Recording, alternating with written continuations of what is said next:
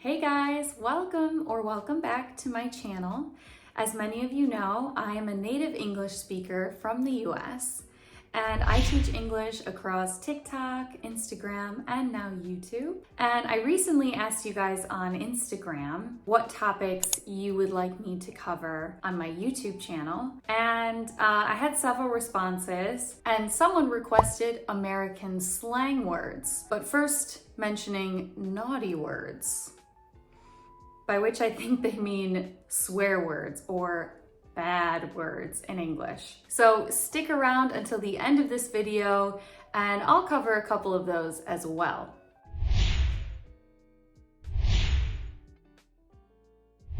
Before I begin, I also want to make a suggestion to help you remember these words. Someone else asked how to remember new vocabulary. So right now I'm going to be teaching you these new words, so you will have the visual part of your brain switched on.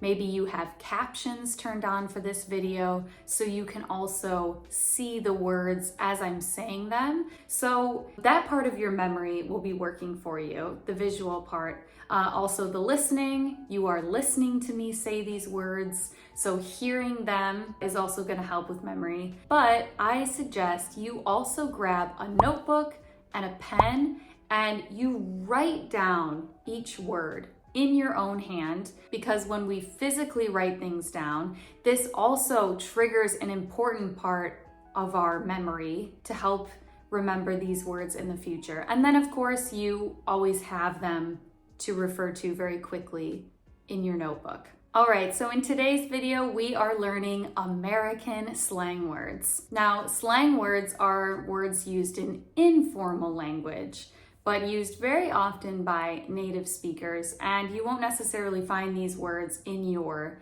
English textbooks, but you will see them on TV shows, maybe in podcasts, and of course you will hear them in everyday conversation. I'm from the US, so I'm going off of my own experience here, and I'm going to teach you the American slang words. Now, it doesn't mean that you have to use these words, but it's important for you to know and understand them if you are interacting with native speakers on a daily basis, because it will help you understand them if they use these words. Maybe you do live in the US and you want to sound more American, more like a native speaker, then by all means, integrate these words into your everyday speech and you will definitely sound more like a native speaker. All right, the first slang word I have for you today is hang out. Hang out means to spend time with someone, and it's generally used for friends. So if your friend asks you, hey, do you want to hang out? They probably mean going to your place or you going to their place and spending time together, watching a movie, making dinner, having a drink, or whatever it is that you do with your friend. You just hang out. Chill. Chill means to relax. If someone asks, hey, what are you up to? You might say, oh, I'm just chilling. You're not doing much, you're at home, or maybe you don't want to do too much that night and someone asks you to go out somewhere, but you say, oh, I just want to chill. You just want to relax at home. You might also use chill in the context of telling someone to chill. So if someone's getting a little upset or the conversation is getting heated, if you tell someone to chill, you are telling them to relax, take a step back, or don't be so upset about something. Dude. Dude is often used to describe a male.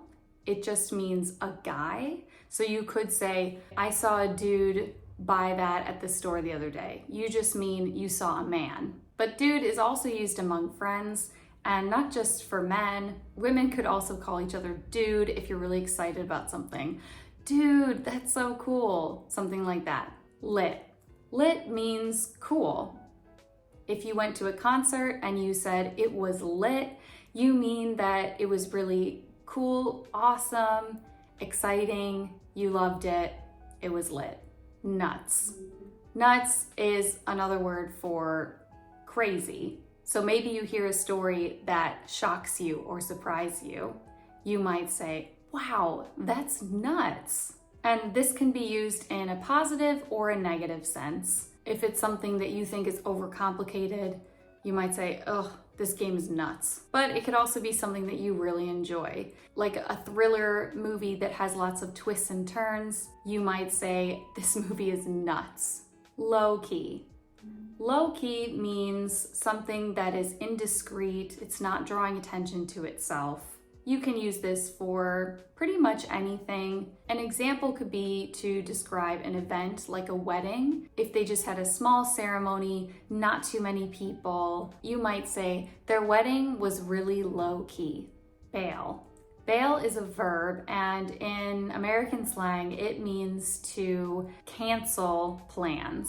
So if you bail on your friend, then you have told them, usually last minute, "Sorry, I can't come anymore," or "Sorry, I can't hang out tonight. I'm going to have to cancel." You have bailed. Down to earth. Down to earth is usually used to describe people. Someone who is down to earth is someone who is approachable, humble, genuine, easy to talk to. So if you describe someone as down to earth, it's a really good quality to have. Hangry. Hangry is a combination of the words hungry and angry. And this is a slang word that I use a lot because I often get hangry. Hangry means that you are in a bad mood because you are hungry. So if you're trying to choose somewhere to eat with your friends and no one can make a decision, you might say, "Hurry up because I'm getting hangry." Sick. In American slang, if something is sick, it's not a bad thing. Sick means really cool. "Wow, that car is sick." FOMO. FOMO is an acronym for fear of missing out. And it's exactly that. It is the fear of missing out. So if you're sick at home or you couldn't go out with your friends for some reason, and you see pictures of them online all having fun, you might experience FOMO. You are feeling a little upset that you are missing this time with your friends. Bummer. Bummer is something that is disappointing. So if something you were really looking forward to got canceled, you could say it's a bummer. Couch potato. Couch potato is someone who spends a lot of time sitting on the couch, either watching TV or on their phone. It can mean lazy, but you could also use it in the sense that you feel like being a couch potato today, and your friends will know that you just want to sit on the couch and do nothing. Buck. Buck is an important one to know, especially if you live in the US, because buck is American slang for $1. So someone might ask you, "Do you have a buck?" And they mean, "Do you have $1?" Spill the tea.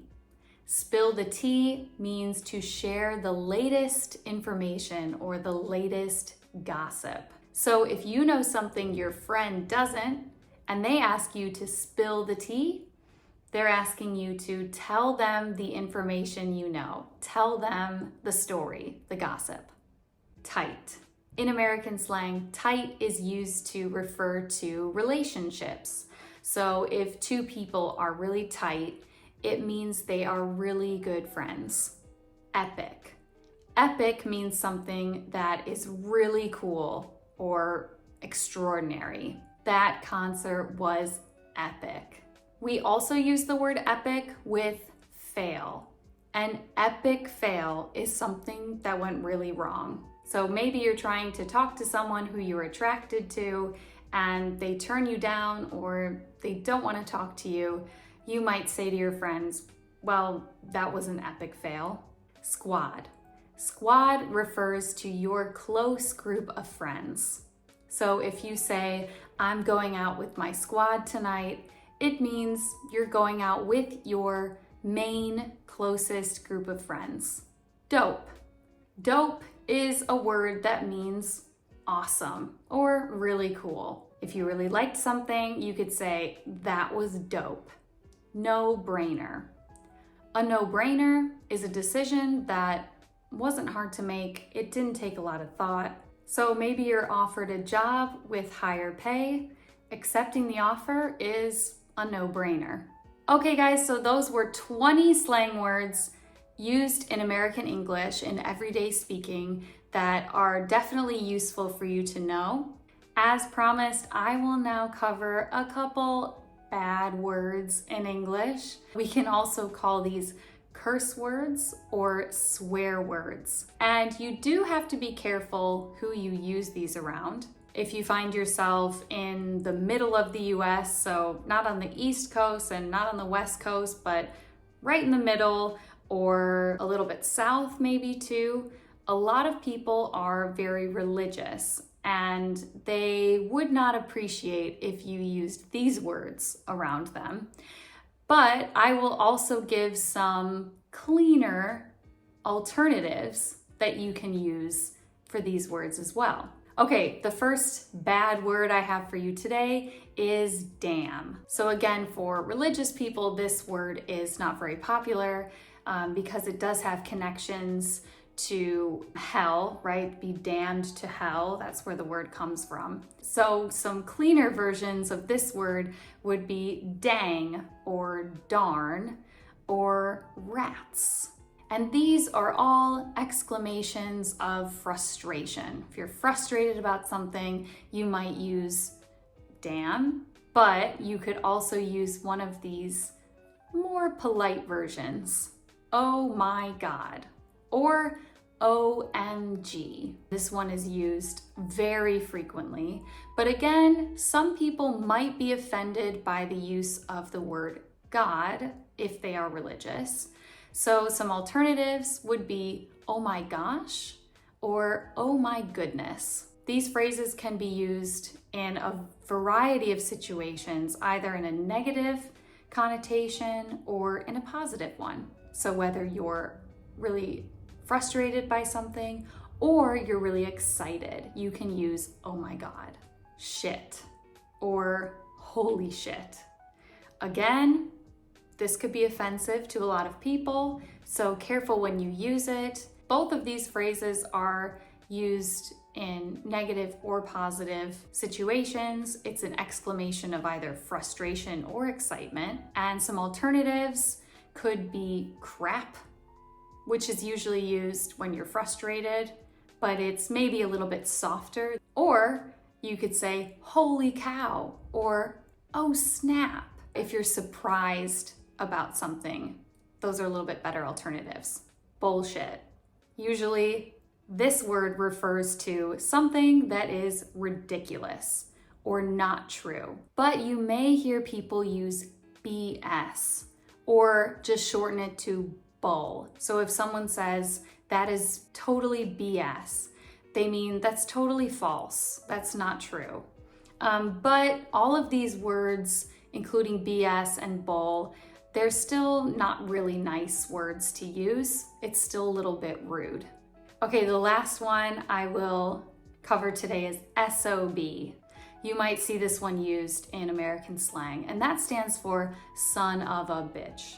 And bitch is, of course, a pretty bad swear word in English. I would avoid using this one completely. Generally, it's a pretty offensive word to use. But when people say SOB, or they might say son of a, it's a general exclamation of frustration or to describe someone, usually in a negative sense.